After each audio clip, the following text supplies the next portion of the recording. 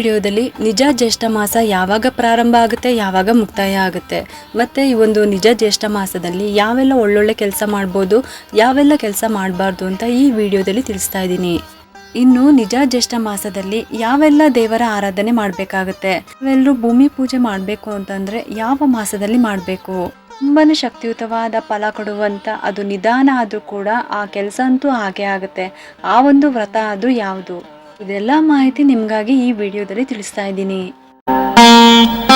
ಈಗಷ್ಟೇ ನಮಗೆ ಅಧಿಕ ಜ್ಯೇಷ್ಠ ಮಾಸ ಮುಗ್ದಿದೆ. ಇನ್ನು ನಿಜ ಜ್ಯೇಷ್ಠ ಮಾಸ ಯಾವಾಗ ಪ್ರಾರಂಭ ಆಗಿದೆ ಅಂದರೆ ಜೂನ್ 17ನೇ ತಾರೀಕಿನಿಂದ ಜುಲೈ 14ನೇ ತಾರೀಕು ತನಕ ನಿಜ ಜ್ಯೇಷ್ಠ ಮಾಸ ಇರುತ್ತೆ. ಇದಾದಮೇಲೆ ಜುಲೈ 15ನೇ ತಾರೀಕಿನಿಂದ ನಮಗೆ ಆಷಾಢ ಮಾಸ ಪ್ರಾರಂಭ ಆಗುತ್ತೆ. ಹಾಗಾಗಿ ಈ ಒಂದು ಜ್ಯೇಷ್ಠ ಮಾಸದಲ್ಲಿ ಏನೆಲ್ಲ ಶುಭ ಕಾರ್ಯಗಳನ್ನು ಮಾಡ್ಬೋದು ಅಥವಾ ಮಾಡಬಾರ್ದು, ಇನ್ನು ಆಷಾಢ ಮಾಸದ ಪೂಜೆಗಳಿಗೆ ನಾವು ಯಾವ ರೀತಿ ಸಿದ್ಧತೆ ಮಾಡ್ಕೋಬೇಕು, ಇದೆಲ್ಲ ಮಾಹಿತಿ ಇವಾಗ ನಿಮಗಾಗಿ. ಜ್ಯೇಷ್ಠ ಮಾಸದ ವಿಶೇಷ ಆಚರಣೆ ಅಂದರೆ 15ನೇ ತಾರೀಕು ಸೋಮವಾರ ಸೋಮಾವತಿ ಅಮಾವಾಸ್ಯೆ ಇತ್ತು. ಇನ್ನು 25ನೇ ತಾರೀಕು ನಿರ್ಜಲ ಏಕಾದಶಿ, ಅದು ಕೂಡ ತುಂಬಾ ಶ್ರೇಷ್ಠ. 29ನೇ ತಾರೀಕು ಭೂಮಿ ಹುಣ್ಣಿಮೆ ಇರುತ್ತೆ. ಜುಲೈ 3ನೇ ತಾರೀಕು ಸಂಕಷ್ಟರ ಚತುರ್ಥಿ. ಜುಲೈ 10ನೇ ತಾರೀಕು ಶುಕ್ರವಾರ ಯೋಗಿನಿ ಏಕಾದಶಿ ಇರುತ್ತೆ. ಜುಲೈ 12ನೇ ತಾರೀಕು ಭಾನುವಾರ ಪ್ರದೋಷ ಇರುತ್ತೆ. ಮತ್ತು 14ನೇ ತಾರೀಕು ಆಷಾಢ ಅಮಾವಾಸ್ಯೆ. 15ನೇ ತಾರೀಕಿನಿಂದ ಆಷಾಢ ಮಾಸ ಪ್ರಾರಂಭ ಆಗುತ್ತೆ. ಇದಿಷ್ಟು ಕೂಡ ಜ್ಯೇಷ್ಠ ಮಾಸದಲ್ಲಿ ಆಚರಣೆ ಮಾಡುವಂಥ ವಿಶೇಷ ದಿನಗಳು. ತುಂಬ ಜನ ವೈಭವಲಕ್ಷ್ಮಿ ವ್ರತನ ಯಾವಾಗ ಪ್ರಾರಂಭ ಮಾಡ್ಬೋದು ಅಂತ ಕೇಳ್ತಾ ಇದ್ದೀರಾ. ಮೊದಲನೇ ಸಲ ಇದನ್ನು ಶುರು ಮಾಡಬೇಕು ಅಂತ ಅಂದ್ಕೊಂಡಿರೋರು ಶ್ರಾವಣ ಮಾಸದಲ್ಲಿ ಮಾಡಿದ್ರೆ ಒಳ್ಳೆಯದು. ಇವಾಗಲೇ ಶುರು ಮಾಡಿರೋ ಅಂಥವ್ರು ಅಂದರೆ ತುಂಬ ವರ್ಷದಿಂದ ಮಾಡ್ಕೊಂಡು ಬಂದಿರೋರು ಈ ವ್ರತನ ಆಷಾಢ ಮಾಸದಲ್ಲೂ ಕೂಡ ನೀವು ಮಾಡ್ಕೋಬೋದು. ಕಾರ್ತಿಕ ಮಾಸದಲ್ಲೂ ಕೂಡ ಮಾಡ್ಬೋದು. ತುಂಬ ಅಂದರೆ ತುಂಬ ಶ್ರೇಷ್ಠ. ಮೊದಲನೇ ಸಲ ಪ್ರಾರಂಭ ಮಾಡೋ ಅಂಥವ್ರು ಶ್ರಾವಣ ಅಥವಾ ಕಾರ್ತಿಕ ಮಾಸದಲ್ಲಿ ಮಾಡಿ. ಹಾಗೆ ಇವಾಗ ಆಷಾಢದಲ್ಲೂ ಕೂಡ ನೀವು ಸ್ಟಾರ್ಟ್ ಮಾಡಿದ್ದೀರಾ ಅಂತ ಅಂದರೆ ನಿಮಗೆ 17ನೇ ತಾರೀಕು 24ನೇ ತಾರೀಕು ಮತ್ತು 31ನೇ ತಾರೀಕು ಹಾಗೆ 7ನೇ ತಾರೀಕು 4 ಶುಕ್ರವಾರ ಸಿಗುತ್ತೆ. ಮತ್ತು ಹಾಗೆ ನೀವು 8 ವಾರ ಕೂಡ ನೀವು ಮಾಡ್ಬೋದು, 5 ವಾರನೂ ಮಾಡ್ಬೋದು. ವರಮಹಾಲಕ್ಷ್ಮಿ ಹಬ್ಬ ಲೆಕ್ಕ ಹಾಕ್ಕೊಂಡು ನೀವು ಆಷಾಢ ಮಾಸದಲ್ಲೂ ಕೂಡ ನೀವು ಶುರು ಮಾಡ್ಬೋದು. 1 ವಾರ ಮಂತ್ಲಿ ಪ್ರಾಬ್ಲಮ್ ಇದ್ದಾಗ ಸ್ಕಿಪ್ ಆದಾಗ ವರಮಹಾಲಕ್ಷ್ಮಿ ಹಬ್ಬಕ್ಕೆ ನಿಮಗೆ 5 ವಾರ ಸಿಗುತ್ತೆ. ಆಗಸ್ಟ್ 21ನೇ ತಾರೀಕು ವರಮಹಾಲಕ್ಷ್ಮಿ ಹಬ್ಬ ಇರುತ್ತೆ. ಹಾಗಾಗಿ ನೀವು ಇದನ್ನು ಕೂಡ ಲೆಕ್ಕ ಹಾಕ್ಕೊಂಡು ಸ್ಟಾರ್ಟ್ ಮಾಡ್ಕೋಬೋದು. ಅಥವಾ ನಿಮಗೆ ಮನೆಯಲ್ಲಿ ಏನಾದರೂ ಸಮಸ್ಯೆ ಇದೆ ಅಂತ ಅಂದಾಗ ನೀವು ಇವಾಗಲೇ ಶುರು ಮಾಡ್ತೀವಿ ಅಂದರೂ ಕೂಡ ಆಷಾಢ ಮಾಸದಲ್ಲಿ ಶುರು ಮಾಡ್ಬೋದು, ಏನೂ ತೊಂದರೆ ಇಲ್ಲ, ತುಂಬಾ ಒಳ್ಳೆಯದು.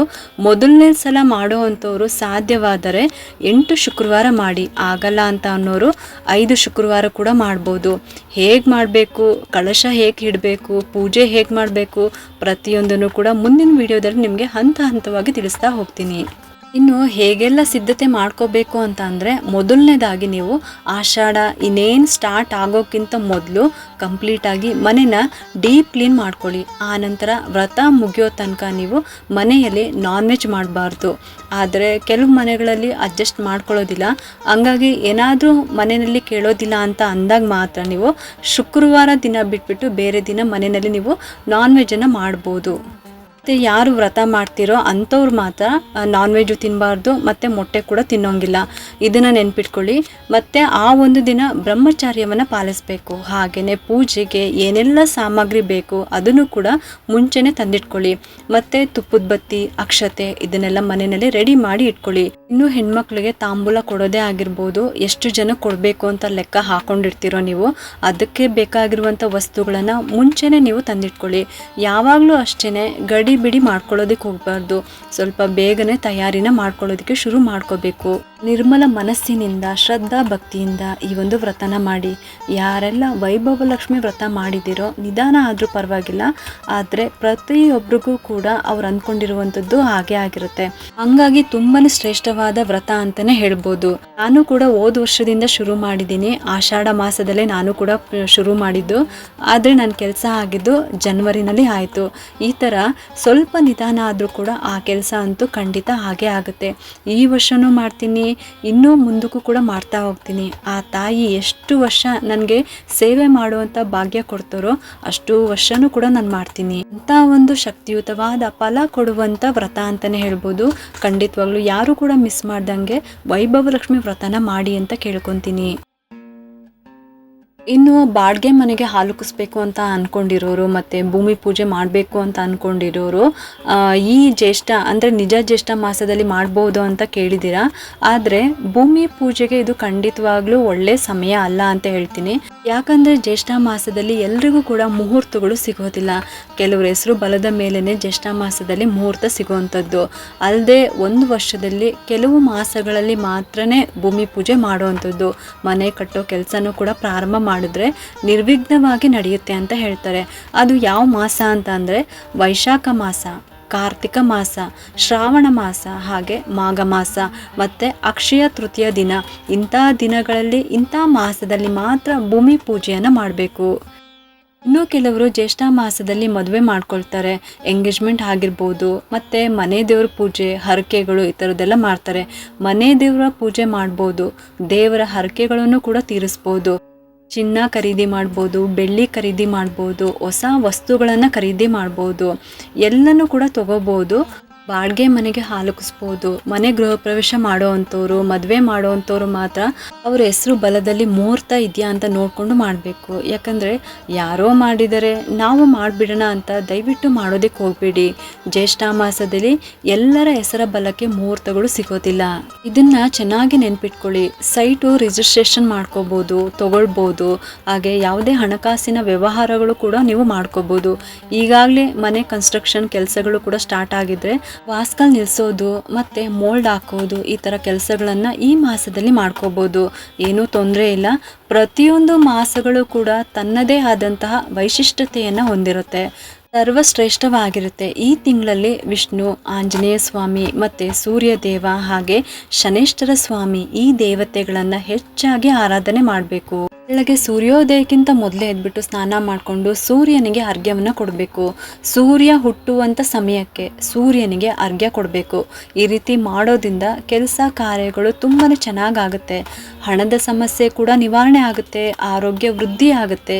ಈ ತಿಂಗಳು ಪೂರ್ತಿ ಸಾಧ್ಯವಾದರೆ ಮಾಡಿ, ಆಗಲಿಲ್ಲ ಅನ್ನೋರು ಪ್ರತಿದಿನ ಆದಿತ್ಯ ಹೃದಯ ಸ್ತೋತ್ರವನ್ನು ಮನೆಯಲ್ಲಿ ಕೇಳಿ, ತುಂಬಾ ಒಳ್ಳೆಯದು. ಪಾರಾಯಣ ಮಾಡೋದಕ್ಕೆ ಬರೋ ಅಂಥವ್ರು ಪ್ರತಿದಿನ ಅಥವಾ ಪ್ರತಿ ಭಾನುವಾರ ಪಾರಾಯಣ ಮಾಡ್ಬೋದು. ಹಾಗೆ ಪ್ರತಿ ಮಂಗಳವಾರ ತಪ್ಪದೆ ಹನುಮಾನ್ ಚಾಲಿಸ್ ಪಠನೆ ಮಾಡಬೇಕು. ಈ ತಿಂಗಳು ಪೂರ್ತಿ ಪ್ರತಿದಿನ ನೀವು ಪಠನೆ ಮಾಡ್ಕೋಬೋದು. ಸಂಕಲ್ಪ ಮಾಡ್ಕೋಬೇಕು ಅಂತ ಏನೂ ಇಲ್ಲ. ನಾವು ಸಂಕಲ್ಪ ಮಾಡಿಕೊಂಡ್ರೆ ವ್ರತ ಥರ ಮಾಡಬೇಕಾಗುತ್ತೆ, ನಿಯಮಗಳನ್ನು ಪಾಲಿಸಬೇಕಾಗುತ್ತೆ. ಆದರೆ ಯಾವುದೇ ರೀತಿ ಸಂಕಲ್ಪ ಮಾಡ್ದೇನೆ ಪ್ರತಿದಿನ ಬೆಳಗ್ಗೆ ಅಥವಾ ಸಂಜೆ ದೀಪ ಹಚ್ಬಿಟ್ಟು ದೇವ್ರ ಮುಂದೆ ಕೂತ್ಕೊಂಡು ಹನುಮಾನ್ ಚಾಲಿಸ್ ಪಠನೆ ಮಾಡಿ, ದೇವ್ರ ಮುಂದೆ ತುಪ್ಪ ದೀಪ ಹಚ್ಬಿಟ್ಟು ಪೂಜೆ ಮಾಡೋದು ತುಂಬಾ ಶ್ರೇಷ್ಠ. ಈ ತಿಂಗಳು ಪೂರ್ತಿ ಮಾಡಿ ತುಂಬಾ ಶ್ರೇಷ್ಠವಾದದ್ದು. ಆಗಿಲ್ಲ ಅಂತ ಅನ್ನೋರು ಪ್ರತಿ ಮಂಗಳವಾರ ಆದ್ರೂ ಮಾಡ್ಬೋದು. ಪ್ರತಿ ಮಂಗಳವಾರ ಆಂಜನೇಯ ಸ್ವಾಮಿ ದೇವಸ್ಥಾನಕ್ಕೆ ಬೆಲ್ಲದ ದೀಪ ಹಚ್ಚೋದು ಅಥವಾ ಮನೆಯಲ್ಲೂ ಕೂಡ ನೀವು ದೀಪಾರಾಧನೆ ಮಾಡ್ಕೋಬೋದು, ತುಂಬಾ ಒಳ್ಳೆಯದು. ಆಂಜನೇಯ ಸ್ವಾಮಿ ದೇವಸ್ಥಾನಕ್ಕೆ ಕೇಸರಿ ಅಂದರೆ ಸಿಂಧೂರ, ವಿಳೆದೆಲೆ ಹಾರ ಅಥವಾ ತುಳಸಿ ಮಾಲೆ ಯಾವುದಾದ್ರೂ ಅಂದರೆ ಮಲ್ಲಿಗೆ ಹೂವು, ಇದರಲ್ಲಿ ಯಾವುದಾದ್ರೂ ಸರಿ ನೀವು ಹೋದಾಗ ಅಂದರೆ ನೀವು ದೇವಸ್ಥಾನಕ್ಕೆ ತೊಗೊಂಡೋಗಿ ಕೊಡೋವಂಥದ್ದನ್ನ ನೀವು ಮಾಡಬೇಕು. ನೀವು ಈ ತಿಂಗಳಲ್ಲಿ ಒಂದ್ಸಲ ಆದ್ರೂ ತೊಗೊಂಡೋಗಿ ಕೊಡ್ಬೋದು ನಿಮ್ಮ ಕಾರ್ಯ ಸಾಧನೆಗೆ. ಯಾಕಂದರೆ ಕಷ್ಟಕರವಾದ ಕೆಲಸ ಇದ್ರೂ ಕೂಡ ಅದು ಸಿದ್ಧಿ ಆಗುತ್ತೆ. ಇನ್ನು ಬುಧವಾರ ವಿಷ್ಣುವಿನ ಆರಾಧನೆ, ವಿಷ್ಣು ಸಹಸ್ರನಾಮವನ್ನು ಪಾರಾಯಣ ಮಾಡುವಂಥದ್ದು, ಇದ್ರ ಜೊತೆಗೆ ಅಷ್ಟೋತ್ತರವನ್ನು ಓದ್ಕೊಳ್ಳುವಂಥದ್ದು, ವಿಷ್ಣುವಿಗೆ ಪ್ರಿಯವಾದ ತುಳಸಿಯನ್ನು ಇಟ್ಬಿಟ್ಟು ಭಗವಂತನ ಪ್ರಾರ್ಥನೆ ಮಾಡುವಂಥದ್ದು, ಇದೆಲ್ಲ ಕೂಡ ತುಂಬಾ ಸುಲಭವಾದಂತಹ ವಿಧಾನ. ಈ ರೀತಿ ವಿಷ್ಣುವಿನ ಆರಾಧನೆ ಮಾಡಬೇಕು. ಇನ್ನು ಶನಿವಾರ ಶನೇಶ್ವರ ಸ್ವಾಮಿಯನ್ನು ಆರಾಧನೆ ಮಾಡುವಂಥದ್ದು, ದೇವಸ್ಥಾನಕ್ಕೆ ಎಳ್ಳೆಣ್ಣೆ ತೊಗೊಂಡೋಗಿ ಕೊಡುವಂಥದ್ದು ಅಥವಾ ಎಳ್ಳೆಣ್ಣೆಯಿಂದ ಅಭಿಷೇಕ ಮಾಡೋದು, ಉಳ್ಬತ್ತಿಯಿಂದ ದೀಪಾರಾಧನೆ ಮಾಡುವಂಥದ್ದು. ಈ ರೀತಿಯಾಗಿ ನೀವು ಶನೇಶ್ವರ ಸ್ವಾಮಿಯ ಸೇವೆಯನ್ನು ಮಾಡೋದು ಒಳ್ಳೆಯದು. ಈ ಜ್ಯೇಷ್ಠ ಮಾಸದಲ್ಲಿ ಈ ರೀತಿ ವಿಷ್ಣು, ಆಂಜನೇಯ ಸ್ವಾಮಿ ಮತ್ತು ಸೂರ್ಯನಾರಾಯಣ ಶನೇಶ್ವರ ಸ್ವಾಮಿಯ ಸೇವೆಯನ್ನು ಮಾಡಬೇಕು. ಇಷ್ಟು ಕೂಡ ನಿಜ ಜ್ಯೇಷ್ಠ ಮಾಸದಲ್ಲಿ ಯಾವೆಲ್ಲ ಒಳ್ಳೊಳ್ಳೆ ಕೆಲಸ ಮಾಡ್ಬೋದು, ಯಾವೆಲ್ಲ ಒಳ್ಳೊಳ್ಳೆ ಕೆಲಸಗಳನ್ನು ಮಾಡಬಾರ್ದು, ಮತ್ತು ಭೂಮಿ ಪೂಜೆಗೆ ಯಾವ ಮಾಸದಲ್ಲಿ ಶ್ರೇಷ್ಠವಾಗಿರುತ್ತೆ, ವೈಭವಲಕ್ಷ್ಮಿ ವ್ರತವನ್ನು ಯಾವಾಗ ಶುರು ಮಾಡ್ಬೋದು ಅಂತಲೂ ಕೂಡ ತಿಳಿಸ್ಕೊಟ್ಟಿದ್ದೀನಿ. ಈ ಒಂದು ಉಪಯುಕ್ತ ಮಾಹಿತಿ ನಿಮ್ಗೆ ಇಷ್ಟ ಆಗಿದೆ ಅಂತ ನಾನು ಭಾವಿಸ್ತಾ ಈ ವಿಡಿಯೋನ ಮುಗಿಸ್ತಾ ಇದ್ದೀನಿ. ಈ ವಿಡಿಯೋ ಏನಾದರೂ ನಿಮ್ಗೆ ಇಷ್ಟ ಆಗಿದ್ರೆ ಒಂದು ಲೈಕ್ ಮಾಡಿ, ಶೇರ್ ಮಾಡಿ ಮತ್ತು ಸಬ್ಸ್ಕ್ರೈಬ್ ಮಾಡಲು ಮರಿಬೇಡಿ. ಯಾಕಂದರೆ ನೀವು ಮಾಡೋ ಒಂದು ಸಬ್ಸ್ಕ್ರೈಬಿಂದ ನಮ್ಮಂತಹ ಸಣ್ಣ ಸಣ್ಣ ಚಾನಲ್ಸ್ಗೆ ಒಂದು ಸಪೋರ್ಟ್ ಮಾಡ್ದಂಗೆ ಆಗುತ್ತೆ. ಮತ್ತೆ ಸಿಗ್ತೀನಿ ಮುಂದಿನ ಹೊಸ ವಿಡಿಯೋದೊಂದಿಗೆ ಅಂತ ಹೇಳ್ತಾ ಈ ವಿಡಿಯೋನ ಮುಗಿಸ್ತಾ ಇದ್ದೀನಿ. ಸರ್ವೇ ಜನ ಸುಖಿನೋ ಭವಂತು.